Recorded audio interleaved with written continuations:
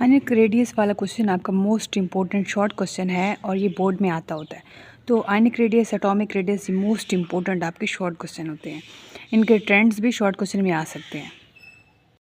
अस्सलाम वालेकुम बच्चों, क्या हाल चाल? यकीन ठीक होंगे। आज हम स्टार्ट करेंगे आयनिक रेडियस। अगर आप मेरे चैनल पे न्यू हैं, चैनल को सब्सक्राइब कर दें। वीडियो अच्छी लगे तो लाइक, कमेंट, शेयर ज़रूर कर दें। तो आयनिक रेडियस को पढ़ने से पहले आपको पता हो कि आयनिक रेडियस, इसके अंदर जो वर्ड है आयनिक, ये किससे वर्ड से निकला है? ये है आयन से निकला है। अब आयन्स पॉजिटिव भी हो सकते हैं, नेगेटिव भी हो सकते हैं, ठीक है। आयन्स आर दो स्पीशीज़ विच आइदर पॉजिटिव और नेगेटिव आयन। पॉजिटिव भी हो सकते हैं, नेगेटिव आयन भी हो सकते हैं। कैसे? जब भी कोई एटम इलेक्ट्रॉन लूज़ करता है, इलेक्ट्रॉन निकालता है, नेगेटिव चार्ज निकालता है, तो पीछे जो चार्ज उसके ऊपर आता है वो है पॉजिटिव चार्ज, ठीक है। सोडियम है, इसका आखिरी शेल में, इसके एटॉमिक नंबर है 11, इसके आखिरी शेल में एक इलेक्ट्रॉन है। जब ये एक इलेक्ट्रॉन लूज़ करता है तो इसके ऊपर अब ये Na+ बन गया है। अब ये बन गया है पॉजिटिव आयन, इसके ऊपर आ गया है, अब ये है कैटायन। और जब कोई एटम इलेक्ट्रॉन गेन करता है, अब क्लोरीन है, इसके आखिरी शेल में 7 इलेक्ट्रॉन है, ये इसका एटॉमिक नंबर 17 है। तो जब ये गेन करता है तो इसके ऊपर नेगेटिव आयन आ जाता है, यानी इलेक्ट्रॉन के आने से किसी एटम पे नेगेटिव चार्ज आता है। जाहिर है इलेक्ट्रॉन है, इसके साइन भी देखो नेगेटिव है। तो जब किसी एटम के अंदर इलेक्ट्रॉन आ जाता है तो इसके ऊपर नेगेटिव चार्ज आता है, और अगर किसी एटम पे इलेक्ट्रॉन निकल जाता है तो उसके ऊपर पॉजिटिव चार्ज आ जाता है। तो यहाँ पे देखो पॉजिटिव आयन क्या होता है? When an atom lose one और more than one electron from outermost shell. अगर कोई एटम अपने आखिरी शेल से एक इलेक्ट्रॉन निकाल दे, एक या एक से ज़्यादा, तो उसके ऊपर पॉजिटिव चार्ज आ जाता है। फॉर एग्जांपल सोडियम है, इसका आखिरी शेल के अंदर, इसके आखिरी शेल के अंदर एक इलेक्ट्रॉन है, इसका एटॉमिक नंबर 11 है। तो जब ये इलेक्ट्रॉन निकाल देगा, ठीक है, तो इसके ऊपर प्लस चार्ज आ जाएगा, वन इलेक्ट्रॉन ये निकाल देगा, ठीक है। तो यही 10 पीछे इसके रह गए। तो अब इसके साइज़ के ऊपर भी इफेक्ट पड़ता है, वो भी बाद में बताऊंगी। पहले नेगेटिव क्या होता है? व्हेन एन एटम गेन और वन और more than one electron from outermost shell. अगर कोई एटम अपने आखिरी शेल में एक या एक से ज़्यादा इलेक्ट्रॉन लेता है तो उसके ऊपर नेगेटिव चार्ज आ जाता है। अब क्लोरीन है, मैंने बता दिया, 17 एटॉमिक नंबर है, इसका 7 है, इसके आखिरी शेल के अंदर इलेक्ट्रॉन। जब ये गेन करता है तो इसका जो है नेगेटिव चार्ज आ जाता है। अब साइज़ के ऊपर देखिए, साइज़ के ऊपर फ़र्क पड़ता है।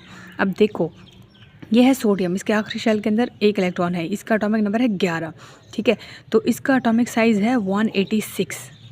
जब इसके आखिरी शेल में एक इलेक्ट्रॉन था, जब इसने एक इलेक्ट्रॉन निकाला तो ये 95। अब ये कैसे हुआ? अब देखो, सोडियम के आखिरी शेल, पहले आखिरी शेल में एक इलेक्ट्रॉन खड़ा है, तो इसके पहले शेल में 2 हैं, ये 8 हैं, दूसरे में 8 हैं, और तीसरे में देखो 1 है। जब ये इलेक्ट्रॉन लूज़ करेगा तो ये सारा का सारा शेल ही ख़त्म हो जाएगा। तो पीछे क्या बचेगा? पीछे ये पहला शेल बचेगा जिसमें 2 इलेक्ट्रॉन है, और ये दूसरा शेल बचेगा जिसमें ये 2 4 5 6 और ये 7 8, ये इलेक्ट्रॉन बच जाएंगे। यानी वो शेल ही ख़त्म हो गया, तो इस वजह से साइज़ ही ख़त्म हो गया। अब वो शेल तीसरा था, इसलिए साइज़ बड़ा था। तीसरा शेल था, तीसरे 3 शेल थे, ये साइज़ बड़ा था, तब था 186। जब वो एक इलेक्ट्रॉन निकल गया तो साइज़ छोटा हो गया। अब वो शेल ही ख़त्म हो गया तो साइज़ छोटा हो जाएगा। अब नेगेटिव आयन कैसे होता है? When an atom gain one और मोर इलेक्ट्रॉन। अब इसमें भी आएगा। अब क्लोरीन का साइज़ देखो, क्लोरीन का एटॉमिक नंबर 17 है। अब जब इसका साइज़ देखो कितना है, इसका साइज़ है 99 साइज़ है। जब इसके पास एक इलेक्ट्रॉन की कमी थी, तो जब इसने इलेक्ट्रॉन ले लिया तो 18 इसके अंदर इलेक्ट्रॉन आ गए, स्टेबल हो गया। तो अब इसका साइज़ देखो 181 है, मतलब साइज़ बढ़ता है। साइज़ बढ़ेगा जब इलेक्ट्रॉन आएगा, तो इसके शेल जो है, इसके शेल के अंदर इलेक्ट्रॉन ज़्यादा आ जाएंगे, ठीक है। तो इस वजह से इसका साइज़ जो है वो बढ़ जाएगा। इलेक्ट्रॉन के आने से साइज़ बढ़ जाता है, यानी शेल के अंदर जो इलेक्ट्रॉन बढ़ जाते हैं उसका साइज़ बढ़ जाता है। लेकिन जब इलेक्ट्रॉन निकल जाता है तो वो श्रिंक हो जाता है, वो छोटा हो जाता है, ठीक है। तो अब इसका साइज़ देखो 99 है, और इलेक्ट्रॉन आने के बाद इसका साइज़ देखो 181 है, ठीक है।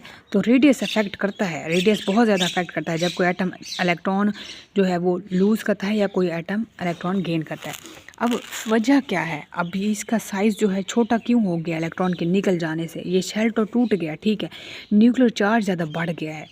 एक भी ये बात आती है कि वाई कैटाइनिक साइज़, कैटाइनिक क्या होता है? वो जो पॉजिटिव एटम होता है, पॉजिटिव आयन जो होता है cation, cationic size are smaller than anionic size atom. तो एनायनिक साइज़ जो है वो एनायनिक साइज़ से छोटा क्यों होता है कैटाइनिक साइज़?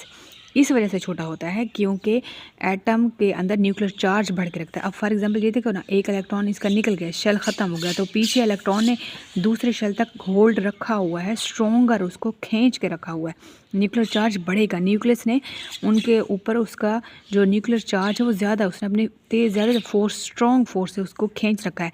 इस वजह से छोटा साइज जितना होगा एटम का, उतना न्यूक्लियस ने इलेक्ट्रॉन के ऊपर स्ट्रॉन्ग फोर्स अप्लाई कर रखी हुई। और अगर इलेक्ट्रॉन का साइज़ जो है वो यहाँ पे देखें तो जैसे साइज़ बढ़ा है, ठीक है, तो एडिशन ऑफ जैसे इलेक्ट्रॉन हुई है तो क्लाउड बढ़ गया है। अब फॉर एग्जांपल जैसे ही किसी एटम के अंदर इलेक्ट्रॉन आया है, ऐड हुआ है, तो उसका साइज़ जो है बढ़ गया है। क्यों बढ़ा है साइज़? नेगेटिव चार्ज क्यों बढ़ता है? ये पहले 99 था, लेकिन इलेक्ट्रॉन आने के बाद 186 क्यों हुआ है, 181 क्यों हुआ है? इस वजह से हुआ है क्योंकि इलेक्ट्रॉन क्लाउड बढ़ गया है। जब भी इलेक्ट्रॉन ऐड होंगे तो वो इलेक्ट्रॉन का क्लाउड जो है वो बढ़ जाएगा, ठीक है, इस वजह से तो रेडियस अफेक्ट करता है। ऐसा डिस्टेंस, 3 बातें हैं।